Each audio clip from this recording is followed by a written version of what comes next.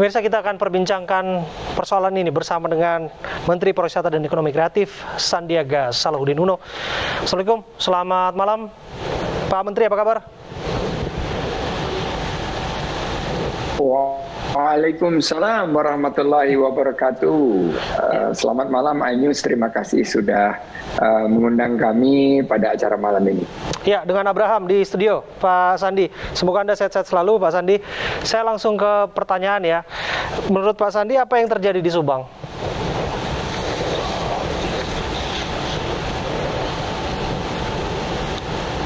Ya, tentunya ini perlu kita tindak secara tegas karena ini adalah saatnya kita menghadapi ancaman COVID-19 di tengah Omikron. Oleh karena itu kita juga harus mampu memberikan satu sinyal yang tegas agar pelanggaran seperti ini ditindaklanjuti dengan tindakan yang memberikan satu pengarahan bahwa kegiatan seperti ini jelas melanggar protokol kesehatan. Yang kedua adalah karena ini tahunnya kebangkitan ekonomi dan juga bagaimana kita bisa menggerakkan khususnya UMKM dan pelaku ekonomi kreatif di destinasi wisata. Tentunya harus diberikan pembinaan karena jelas bahwa kegiatan seperti ini saya sudah berkoordinasi dengan Pak Bupati juga tentunya akan mengancam dari segi ketidakmampuan kita mengendalikan pandemi ini. Nah, ini yang sudah saya terus-menerus mengingatkan agar penanganan pandemi kita yang sudah dianggap dunia sebagai salah satu yang terbaik bisa didukung oleh teman-teman pemerintah daerah dan pelaku ekonomi kreatif. Jadi juga kepada seluruhnya ya.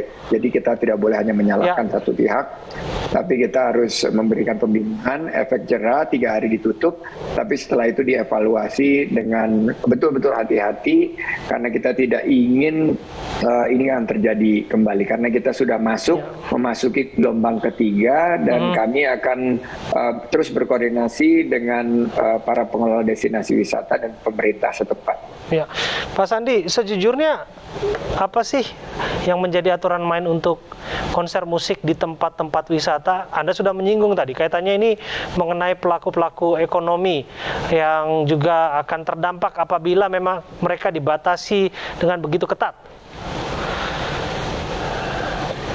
Ya, tentunya sesuai dengan aturan PPKM, setiap kegiatan harus dikoordinasikan dengan Satgas COVID-19 sesuai dengan kegiatan dan ada rekomendasi pelaksanaan kegiatan maupun ada juga aturan-aturannya berkaitan dengan berapa maksimal pengunjungnya, juga bagaimana ini dilakukan dengan CHSE, Sebentar Pak Sandi, Health, mohon maaf saya potong, dan Environmental Sustainability. Ya, kalau soal rekomendasi dari Satgas COVID daerah itu kan sudah dikantongi untuk kasus di Subang.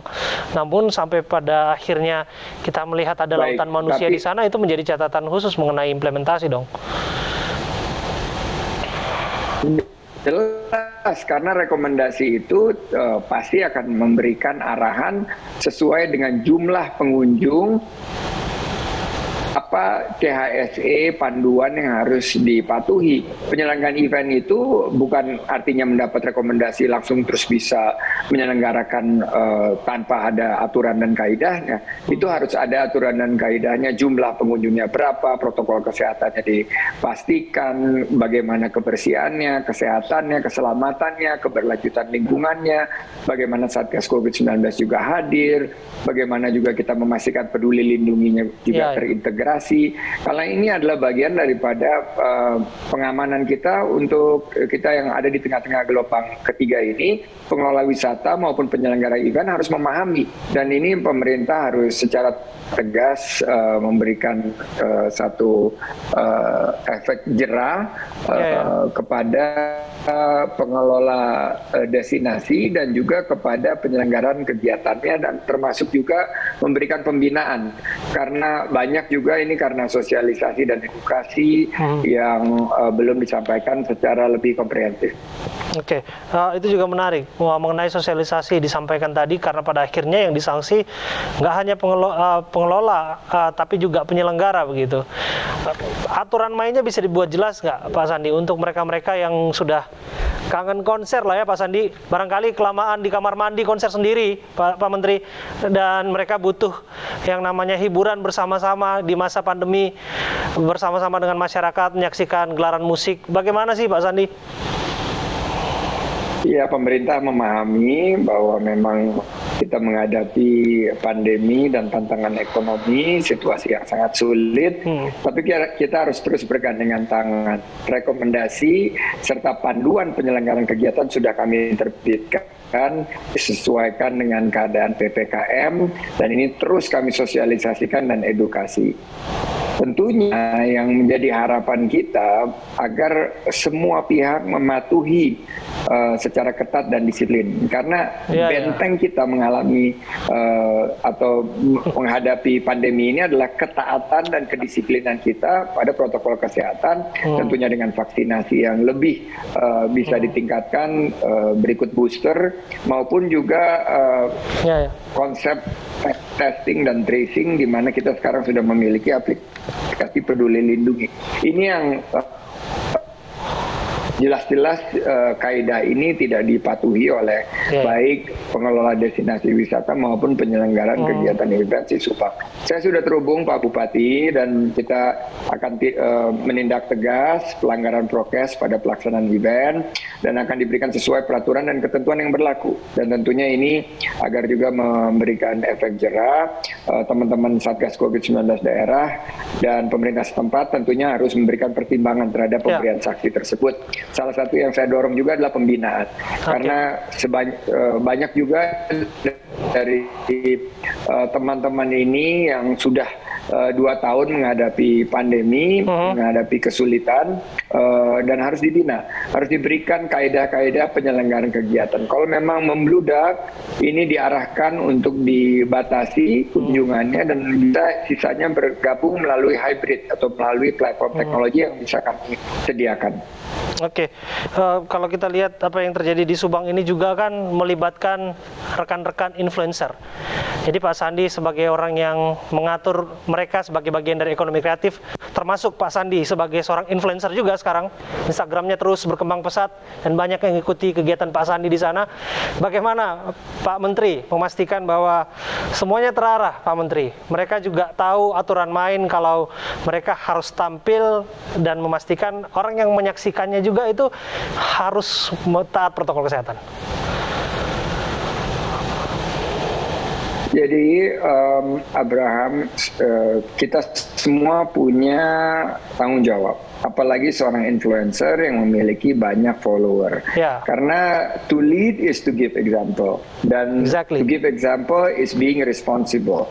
Jadi kita harus memberikan contoh yang baik. Jadi sebagai seorang influencer, banyak yang mengikuti tingkah laku kita, dan kita terhubung dengan media sosial.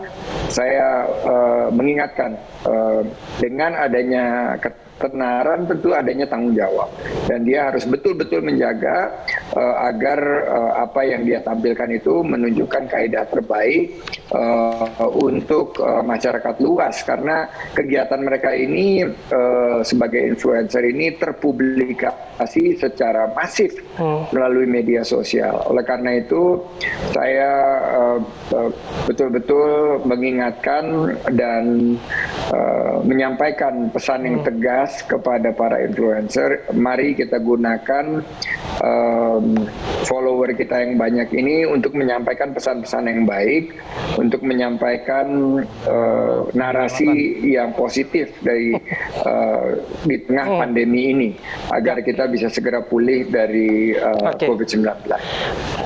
Terima kasih Pak Menteri, Pak Sandi.